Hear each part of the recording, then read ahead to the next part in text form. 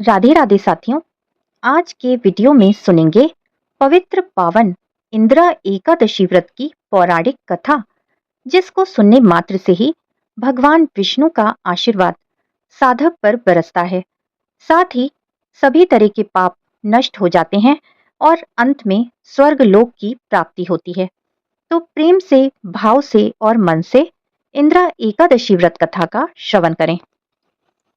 युधिष्ठिर बोले, हे भगवान, अब आप कृपा पूर्वक आश्विन मास की कृष्ण पक्ष की एकादशी की कथा को कहिए। इस एकादशी का क्या नाम है तथा इस एकादशी के व्रत को करने से कौन से फल मिलते हैं, यह सब मुझे समझा कर कहिए। इस पर भगवान श्री कृष्ण बोले, हे राजन, आश्विन मास के कृष्ण पक्ष की एकादशी का नाम इंदिरा है। इस एकादशी का व्रत करने से समस्त पाप नष्ट हो जाते हैं। इस व्रत के करने से नरक में गए हुए पितरों का उद्धार हो जाता है।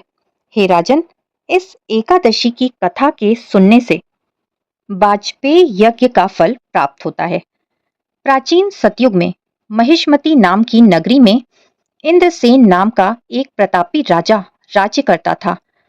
वह पुत्र, पौत्र, धन धान्य आदि से पूर्ण और सदैव शत्रुओं का नाश करने वाला था।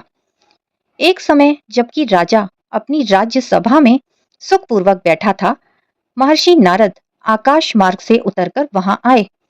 नारद जी को देखकर राजा आसन से उठा और अर्घ्य आदि से उनकी पूजा करके आसन दिया। महर्षि नारद बोले, हे राजन, आपके राज्य में सब कुशल से तो है। मैं आपकी धर्म परायणता देखकर अत्यंत प्रसन्न हूँ। तब राजा बोला, हे महर्षि, आपकी कृपा से मेरे राज्य में सब कुशल पूर्वक है तथा आपकी कृपा से मेरे समस्त यज्ञ कर्म आदि सफल हो गए हैं। हे देव, अब आपकी क्या आज्ञा है। इस पर नारद जी बोले, हे राजन, मुझे एक महान आश्चर्य हो रहा है कि एक समय जब मैं ब्रह्मलोक से यमलोक गया था, उस समय यमराज की सभा के मध्य में तुम्हारे पिता को बैठे देखा। तुम्हारा पिता महान ज्ञानी, दानी तथा धर्मात्मा था। वो एकादशी के व्रत के बिगड़ जाने से यमलोक को गया है। तुम्हारे पिता ने मुझसे तुम्हारे लिए एक समाचार भेजा है कि आप मेरे पुत्र के पास जाएं। मेरे पुत्र का नाम इंद्रसेन है, जो कि महिष्मती नाम की नगरी में राज्य करता है। मुझे किसी पूर्व जन्म के बुरे कर्म के कारण ही यह लोक मिला है। यदि मेरा पुत्र इंद्रसेन आश्विन मास के कृष्ण पक्ष की इंदिरा एकादशी का व्रत करे और उस व्रत के फल को मुझे दे दे, तो मेरी मुक्ति हो जाए। इस लोक से छूटकर मैं स्वर्ग लोक में वास करूंगा।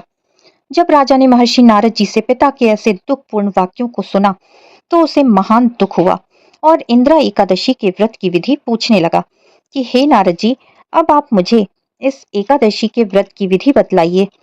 इस पर नारद जी बोले, हे राजन, आश्विन मास की कृष्ण पक्ष की दशमी के दिन प्रातःकाल श्रद्धा सहित स्नान करना चाहिए।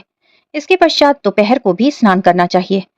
उस समय जल से निकलकर श्रद्धा पूर्वक पितरों का श्राद्ध करें और उस दिन एक समय भोजन करें तथा रात्रि को पृथ्वी पर शयन करें।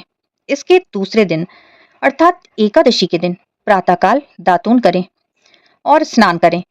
उसके पश्चात भक्ति पूर्वक व्रत को धारण करें और उसे कहना चाहिए कि मैं आज निराहार रहूंगा और समस्त भोगों का त्याग करूंगा। इसके पश्चात कल भोजन करूंगा। हे भगवान, आप मेरी रक्षा करने वाले हैं। आप मेरे व्रत को संपूर्ण कराइए।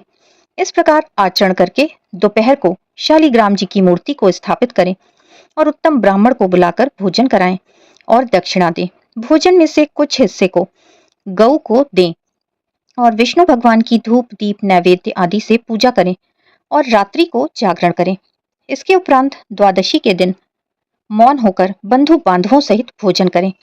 हे राजन, ये इंदिरा एकादशी के व्रत की विधि है। हे राजन, यदि तुम आलस्य रहित होकर इस एकादशी के व्रत को करोगे, तो तुम्हारे पिताजी अवश्य ही स्वर्ग में जाएंगे।